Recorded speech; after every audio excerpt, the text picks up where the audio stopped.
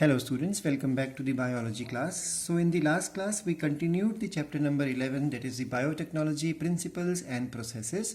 So far what we have covered is that in the biotechnology, in the molecular genetics, or what we call as the modern type of biotechnology, what we have learned so far is that we need the source of the gene of interest, that means the foreign DNA, and then we need a plasmid or a vector, which a vector is something which will to which this gene of interest is attached or ligated. And once this ligation becomes successful with the help of DNA ligase enzyme, then it has to be transferred into the host organism. So to take out the gene of interest, we have learned so far that there is a molecule, or which we call as the molecular scissor, or the enzymes which are called as restriction endonuclease enzyme type 2, which creates sticky ends. We learned about that sticky ends are created because it is going to cut on both the double-stranded DNA. The restriction enzymes, they recognize a particular sequence called as palindromic sequence, nucleotide sequence, and they always cut away from the middle of the recognition sequence. If they cut in the middle, then they create a blunt end, and creating blunt end does not provide any assistance in biotechnology.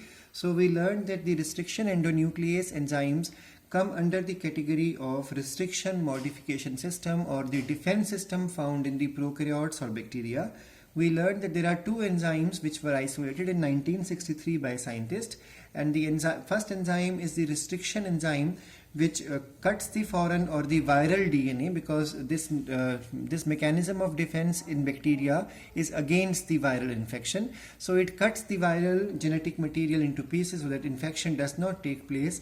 And the second enzyme is the modification enzyme, which modifies the host's own DNA, or you can say it adds methyl group to the DNA of the bacteria, so that the bacterial DNA is protected from the activity of the restriction enzyme. So bacterial DNA will not undergo cutting, but the viral DNA undergoes cutting, so that the viral infection is stopped and bacteria may able to survive this fight.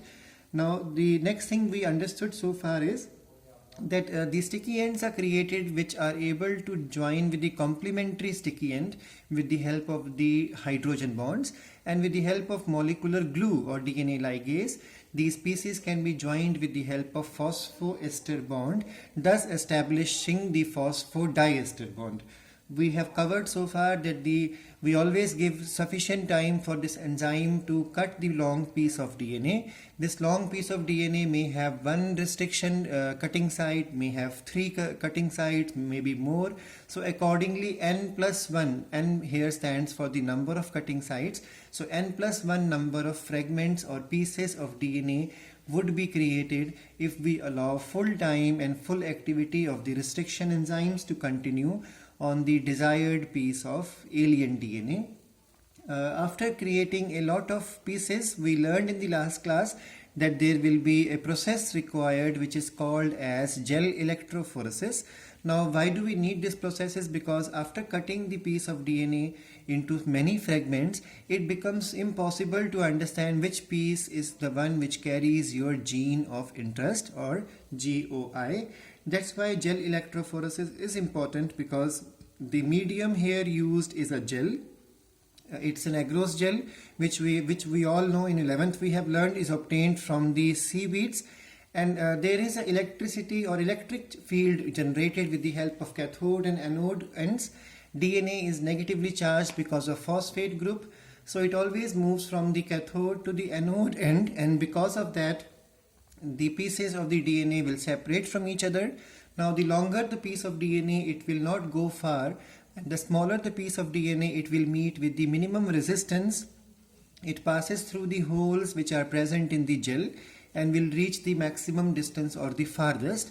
So now after separation of these pieces of DNA, the next thing is that we have to visualize these pieces of DNA. So these fragments of DNA can be visualized with the help of the ethidium bromide compound, followed by exposure to the UV radiation, and then these fragments of DNA will appear to be bright orange in color.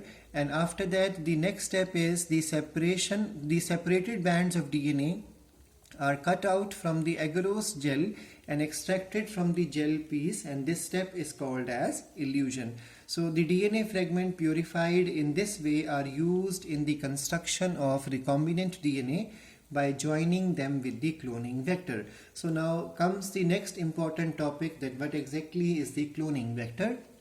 We have already covered the definition of cloning.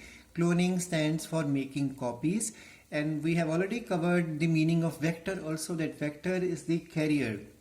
So vector DNA is the carrier DNA, which is supposed to be also called as vehicle DNA. So there are many names for the cloning vector. It can be called as carrier DNA, it can be called as vehicular DNA, and its function is to carry the foreign DNA, that is the gene of interest, and then introduce it into the desirable host so that the replication starts. And once the replication starts, cloning will be done. So there are two functions of this DNA which we are going to use now. One is that it carries the DNA, it easily accepts the DNA so that you can transfer it into the host, that's why it's a carrier. And then it even allows cloning so that copies could be created. I told in the last class that vectors are of various types, but in NCERT we are learning about plasmid, and then there is an introduction, a slight amount of introduction given regarding the bacterial infecting viruses which are called as bacteriophages.